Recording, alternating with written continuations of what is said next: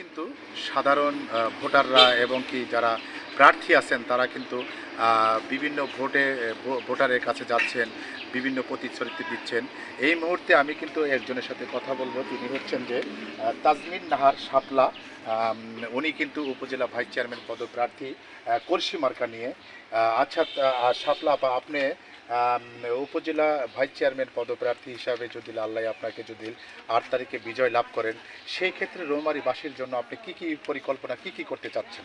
আমি যদি পরিষদে আসি তাহলে ইনশাল্লাহ আমি রৌমারী উপজেলার জন্য আমার যে রৌমারীর আমরা চর অঞ্চলের মানুষ, এখানে চরে অঞ্চলে আমাদের নদীর গর্ভে আমাদের চর অঞ্চল, আমরা চর অঞ্চলের মানুষের জন্য যে দুঃখী দরিদ্র মানুষের জন্য যে ঘরের ব্যবস্থা, তাদের যে আহারের ব্যবস্থা, তাদের যে শিক্ষার ব্যবস্থা, তাদের যে শিক্ষার চিকিৎসার ব্যবস্থা, আমরা অনেক পিছিয়ে আছি।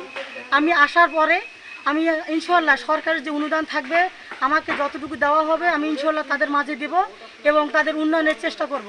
আমি শিক্ষার ব্যবস্থাটাকে বেশি প্রাধান্য দেবো এবং চিকিৎসা ব্যবস্থাকে বেশি প্রাধান্য দেবো।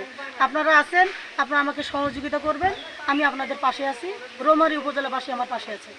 উনি কিন্তু 8ই মে এই আল্লাহ যদি তাকে নির্বাচিত করেন কলস মার্কায়, উনি কিন্তু এই এলাকায় মাদক এবং কি সন্ত্রাস বিরোধী যেগুলো কাজ করে সেই থেকে তারা কিন্তু উনি কিন্তু প্রতিশ্রুতি দিছে এইগুলা কাজ করবে। এই ছিল নির্বাচনের সর্বশেষ রৌমারী থেকে মুরাদুল ইসলাম মুরাদ।